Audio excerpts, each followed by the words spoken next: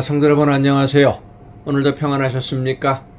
날마다 우리 주님과 동행하는 삶 속에서 여러분의 삶이 하나님의 나라의 평안과 기쁨을 누릴 수 있기를 간절히 바랍니다. 오늘 우리가 함께 은혜를 나눌 본문 말씀 구약성경 잠언입니다. 잠언 1장 1절부터 7절까지에 있는 말씀 봉독하겠습니다. 잠언 1장 1절부터 7절입니다.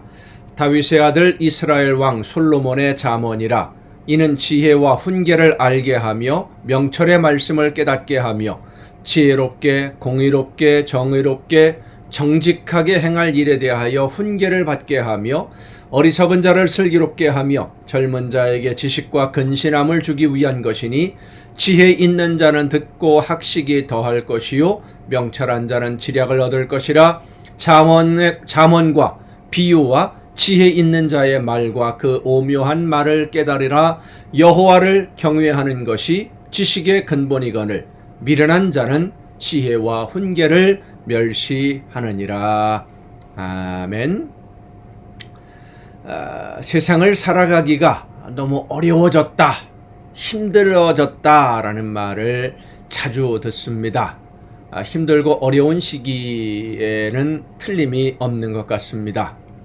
무엇이 옳고 그른 것인지, 뭐가 잘 하는 것이고 잘못하는 것인지, 어떤 선택이 선한 것이고 어떤 선택이 악한 것인지 판단하기가 너무 어렵고, 어떤 일이 보람이 있고 어떻게 사는 것이 후회 없이 사는 것인지 판단하기 어려운 이 시대에 우리는 현재 살고 있습니다.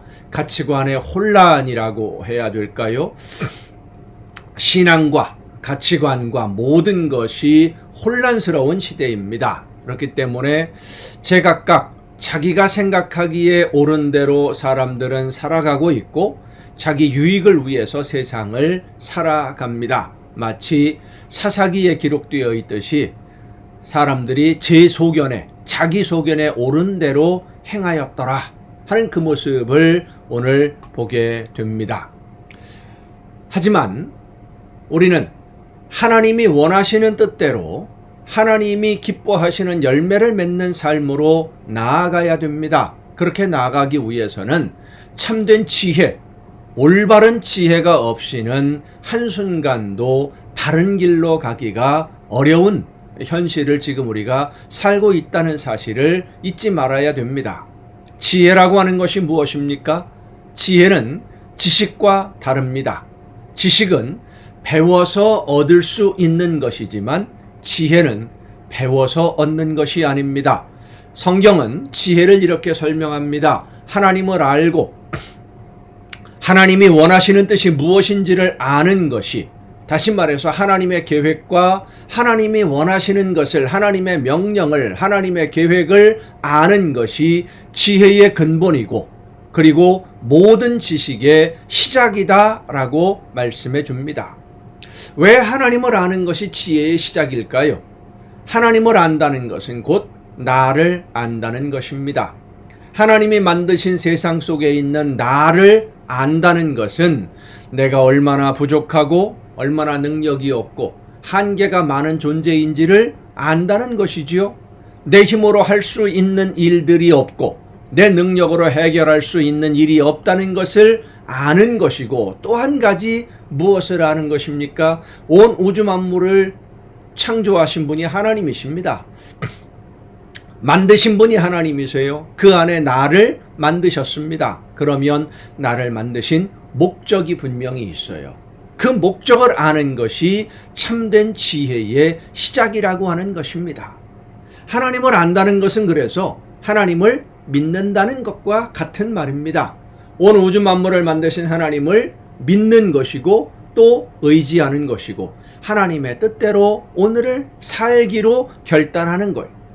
내가 얼마나 연약한지를 알고 내 힘으로는 이 세상을 살아갈 수 없고 하나님이 나를 인도해 주셔야만 오늘을 살 수 있다는 것을 아는 것, 그리고 하나님이 나를 통해 이루기를 원하시는 일이 무엇인지, 어떤 계획을 세우셨는지를 아는 것이 바로 지혜입니다. 그 뜻을 따라 순종할 때 하나님의 도우시는 손길이, 하나님의 능력이 우리와 함께 하시기 때문입니다.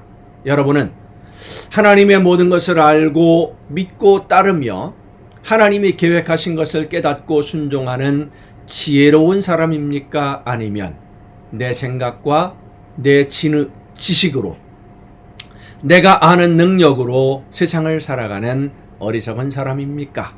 지혜로운 자리에 서서 하나님의 뜻을 깨닫고 그 말씀을 따라 순종하는, 그래서 하나님이 기뻐하시는 열매가 날마다 풍성해지고 하나님이 복을 주시는 여러분 모두가 될 수 있기를 간절히 바랍니다. 기도하시겠습니다. 크신 은혜와 사랑으로 오늘도 저희들의 삶을 지켜주시고 능력과 권능으로 인도해 주시는 아버지 하나님, 하나님이 어떤 분이신지를 알고 하나님이 창조하신 세상에서 나를 통해 이루기를 원하시는 뜻이 무엇인지를 깨달아서 그 뜻을 따라 순종하기에 부족함이 없는 우리 모두가 되게 하여 주시옵소서. 이 모든 말씀을 예수님의 이름으로 기도하옵나이다. 아멘. 오늘 우리가 함께 통독할 하나님의 말씀 사무엘하서로 다시 넘어갑니다. 구약성경 사무엘하서 11장입니다. 사무엘하 11장부터 함께 통독하시겠습니다. 그 해가 돌아와 왕들이 출전할 때가 되매 다윗이 요압과 그에게 있는 그의 부하들과 온 이스라엘 군대를 보내니 그들이 암몬 자손을 멸하고 랍바를 에워쌌고 다윗은 예루살렘에 그대로 있더라. 저녁 때에 다윗이 그의 침상에서 일어나 왕궁 옥상에서 거닐다가 그곳에서 보니 한 여인이 목욕을 하는데 심히 아름다워 보이는지라. 다윗이 사람을 보내 그 여인을 알아보게 하였더니 그가 아뢰되 그는 엘리야의 딸이요 햇사람 우리아의 아내 밧세바가 아니니까 하니, 다윗이 전령을 보내어 그 여자를 자기에게로 데려오게 하고 그 여자가 그 부정함을 깨끗하게 하였으므로 더불어 동침하매 그 여자가 자기 집으로 돌아가니라. 그 여인이 임신함에 사람을 보내 다윗에게 말하여 이르되 내가 임신하였나이다 하니라. 다윗이 우리아의 아내 밧세바를 빼앗는 장면이 이제 기록된 성경 구절인데, 있어야 할 자리에 있지 않으니까 전쟁을 하는데 왕으로서 백성들을 이끌고 나가야 할 다윗이 왕궁에서 할 일 없이 거닐다 보니까, 평안하다 보니까 그만 사탄의 유혹에 넘어갑니다. 유혹은 누구에게나 있습니다. 그런데 그것을 실행으로 옮기는 것이 바로 죄악입니다. 다윗이 그 죄에까지 빠져버린 것이죠.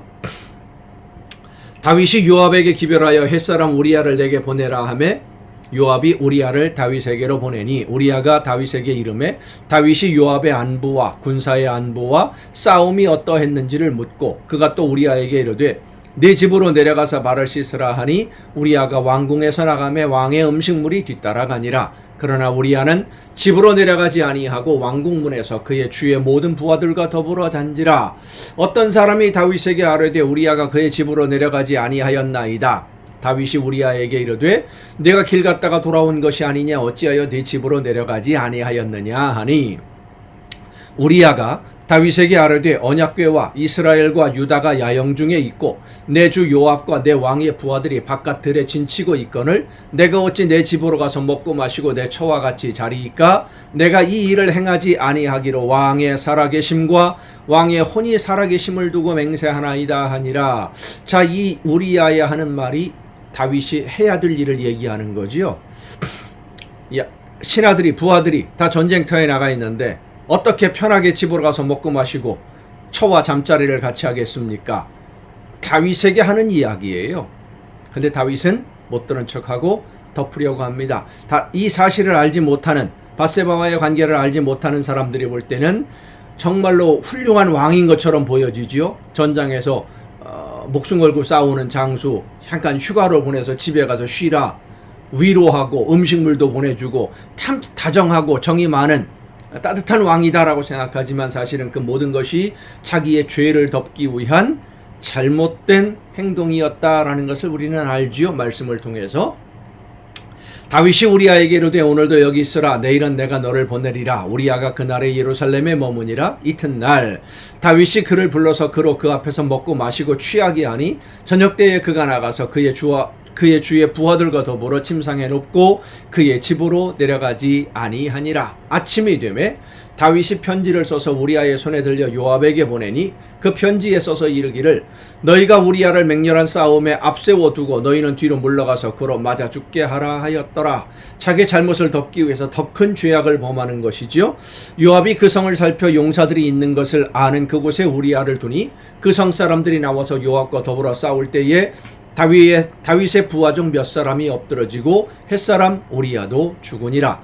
요압이 사람을 보내 그 전쟁의 모든 일을 다윗에게 보고할세 그 전령에게 명령하여 이르되 전쟁의 모든 일을 내가 왕께 보고하기를 마친 후에 혹시 왕이 노하여 네게 말씀하시기를 너희가 어찌하여 성에 그처럼 가까이 가서 싸웠느냐 그들이 성 위에서 쏠 줄을 알지 못하였느냐 여롯베셋의 아들 아비멜렉을 쳐 죽인 자가 누구냐 여인 하나가 성에서 맷돌 윗짝을 그 위에 던짐에 그가 데베스에서 죽지 아니하였느냐 어찌하여 성에 가까이 갔더냐 하시거든 내가 말하기를 왕의 종 햇사람 우리아도 죽었나이다 하라. 전령이 가서 다윗에게 이르러 요압이 그를 보낸 모든 일을 다윗에게 아뢰어 이르되 그 사람들이 우리보다 우세하여 우리를 향하여 들러 나오므로 우리가 그들을 쳐서 성문 어기까지 미쳤더니 활 쏘는 자들이 성 위에서 왕의 부하들을 향하여 쏘매 왕의 부하 중 몇 사람이 죽고 왕의 종 햇사람 우리아도 죽었나이다 하니 다윗이 전령에게 이르되 너는 요압에게 말하기를 이같이 말하기를 이 일로 걱정하지 말라. 칼은 이 사람이나 저 사람이나 삼키느니라. 그 성을 향하여 더욱 힘써 싸워 함락시키라 하여 너는 그를 담대하게 하라 하니라. 우리아의 아내는 그 남편 우리아가 죽었음을 듣고 그의 남편을 위하여 소리내어오니라. 그 장례를 마침에 다윗이 사람을 보내 그를 왕궁으로 데려오니 그가 그의 아내가 되어 그에게 아들을 낳으니라. 다윗이 행한 그 일이 여호와 보시기에 악하였더라. 죄를 범하고 그것을 덮기 위해서 더 큰 죄를 범하고 여러분 이것이 바로 죄의 속성입니다. 12장입니다. 여호와께서 나단을 다윗에게 보내시니 선지자지요. 그가 다윗에게 가서 그에게 이르되 한 성읍에 두 사람이 있는데 한 사람은 부하고 한 사람은 가난하니 그 부한 사람은 양과 소가 심이 많으나 가난한 사람은 아무것도 없고 자기가 사서 기르는 작은 암양 새끼 한 마리뿐이라. 그 암양 새끼는 그와 그의 자식과 함께 자라며 그가 먹는 것을 먹으며 그의 잔으로 마시며 그의 품에 누움으로 그에게는 딸처럼 되었거늘 어떤 행인이 그 부자에게 오매 부자가 자기에게 온 행인을 위하여 자기의 양과 소를 아껴 잡지 아니하고 가난한 사람의 양새끼를 빼앗아다가 자기에게 온 사람을 위하여 잡았나이다 하니 다윗이 그 사람으로 말미암아 노하여 나단에게 이르되 여호와의 살아계심을 두고 맹세하노니 이 일을 행한 그 사람은 마땅히 죽을 자라. 그가 불쌍히 여기지 아니하고 이런 일을 행하였으니 그 양새끼를 4배나 갚아 주어야 하리라 한지라. 나단이 다윗에게 이르되 당신이 그 사람이라. 이스라엘의 하나님 여호와께서 이와 같이 이르시기를 내가 너를 이스라엘 왕으로 기름 붓기 위하여 너를 사울의 손에서 구원하고 내 주인의 집을 내게 주고 내 주인의 아내들을 내 품에 두고 이스라엘과 유다 족속을 내게 맡겼느니라. 만일 그것이 부족하였을 것 같으면 내가 네게 이것저것을 더 주었으리라. 그러한데 어찌하여 네가 여호와의 말씀을 업신여기고 나 보기에 악을 행하였느냐. 네가 칼로 햇사람 우리아를 치되 암몬 자손의 칼로 죽이고 그의 아내를 빼앗아 내 아내로 삼았도다. 이제 네가 나를 업신여기고 햇사람 우리아의 아내를 빼앗아 내 아내로 삼았은즉 칼이 네 집에서 영원토록 떠나지 아니하리라 하셨고 여호와께서 또 이와 같이 이르시기를 보라 내가 너와 네 집에 재앙을 일으키고 내가 네 눈앞에서 네 아내를 빼앗아 네 이웃들에게 주리니 그 사람들이 네 아내들과 더불어 백주에 동침하리라. 너는 은밀히 행하였으나 나는 온 이스라엘 앞에서 백주에 이 일을 행하리라 하셨나이다 하니 다윗이 나단에게 이르되 내가 여호와께 죄를 범하였노라 하매 나단이 다윗에게 말하되 여호와께서도 당신의 죄를 사하셨나니 당신이 죽지 아니하려니와 이 일로 말미암아 여호와의 원수가 크게 비방할 거리를 얻게 하였으니 당신이 낳은 아이가 반드시 죽으리이다 하고 나단이 자기 집으로 돌아가니라. 우리아의 아내가 다윗에게 낳은 아이를 여호와께서 치심에 심히 앓는지라. 자, 여기서 우리가 한 가지 중요하게 봐야 될 게 있습니다. 다윗이 하나님 앞에 내가 죄를 범했습니다 라고 고백을 했지요. 그래서 나단을 통해서 하나님이 말씀하시기를 네 죄를 용서해 줬다, 사하셨다. 자, 그러면 다윗에게 내렸던 모든 징계가 해결된 겁니까? 아니지요. 다윗의 아내들을 빼앗아 백주에 다른 사람들이 동침하게 하는 일이라든지, 다윗의 후손들에게 칼이 끊이지 아니하는 그런 일이라든지, 뭐 여러 가지 징계들이 그대로 이루어집니다. 다윗에게 내려지는, 다윗이 뭐라 그랬습니까? 이 일을 행한 사람은 죽어야 하리라. 다윗 자기 자신이 죽어야 되는 거거든요, 하나님 앞에서. 그러나 지금 당장 너는 죽지 않게 해주겠다, 죄를 용서했으니까. 그러나 다른 모든 죄에 대한 대가들 다 감당해야 되는 거예요. 여러분, 죄가 그렇습니다. 하나님이 우리 죄를 용서해 주셨다고 그래서 그 모든 죄가 완전히 없어지고 사라져서 내가 아무 책임이 없는 것 아닙니다. 감당해야 됩니다. 그래서 두려워해야 되는 거예요, 죄를 범하지 않기 위해서. 다윗이 그 아이를 위하여 하나님께 간구하되, 다윗이 금식하고 안에 들어가서 밤새도록 땅에 엎드렸으니 그 집의 늙은 자들이 그 곁에 서서 다윗을 땅에서 일으키려 하되 왕이 듣지 아니하고 그들과 더불어 먹지도 아니하더라. 이래 만에 그 아이가 죽으니라. 그러나 다윗의 신하들이 아이가 죽은 것을 왕에게 아뢰기를 두려워하니, 이는 그들이 말하기를 아이가 살았을 때에 우리가 그에게 말하여도 왕이 그 말을 듣지 아니하셨나니 어떻게 그 아이가 죽은 것을 그에게 아뢰 수 있으리야. 왕이 상심하리로다 함이라. 다윗이 그의 신하들이 서로 수군거리는 것을 보고 그 아이가 죽은 줄을 다윗이 깨닫고 그의 신하들에게 묻되 아이가 죽었느냐 하니 대답하되 죽었나이다 하는지라. 다윗이 땅에서 일어나 몸을 씻고 기름을 바르고 의복을 갈아입고 여호와의 전에 들어가서 경배하고 왕궁으로 돌아와 명령하여 음식을 그 앞에 차리게 하고 먹은지라. 그의 신하들이 그에게 이르되 아이가 살았을 때는 그를 위하여 금식하고 우시더니 죽은 후에는 일어나서 잡수시니 이 일이 어찌 됨이니까 하니, 이르되 아이가 살았을 때에 내가 금식하고 운 것은 혹시 여호와께서 나를 불쌍히 여기사 아이를 살려주실는지 누가 알까 생각함이거니와. 그러니까 다윗이 지은 죄에 대한 대가를 지금 여기서 내가 감당하지 않아도 되도록 하나님이 그것까지도 용서해 주실까 하는 생각이 있었다. 물론 죄는 하나님 앞에 갔을 때 하나님이 예수 그리스도의 보혈의 피로 우리 모든 죄를 용서해 주십니다. 그러나 이 세상에서 우리가 감당해야 될 죄의 대가는 분명히 있다는 거예요. 지금은 죽었으니 내가 어찌 금식하리야? 내가 다시 돌아오게 할 수 있느냐? 나는 그에게로 가려니와 그는 내게로 돌아오지 아니하리라 하니라. 다윗이 그의 아내 밧세바를 위로하고 그에게 들어가 그와 동침하였더니 그가 아들을 낳음에 그의 이름을 솔로몬이라 하니라. 여호와께서 그를 사랑하사 선지자 나단을 보내 그의 이름을 여디디아라 하시니 이는 여호와께서 사랑하셨기 때문이더라. 요압이 암몬 자손의 랍바를 쳐서 그 왕성을 점령하매 요압이 전령을 다윗에게 보내 이르되 내가 랍바 곧 물들의 성읍을 쳐서 점령하였으니 이제 왕은 그 백성의 남은 군사를 모아 그 성에 맞서 진치고 이 성읍을 쳐서 명령하소서.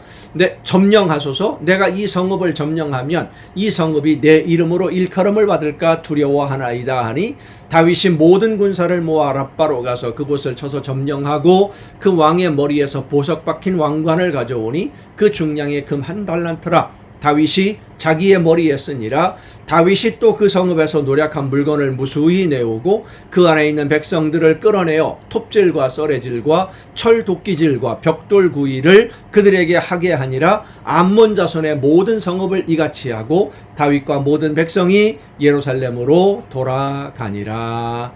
역대기에 있는 말씀, 똑같은 상황에 있는 말씀입니다. 역대상 20장입니다.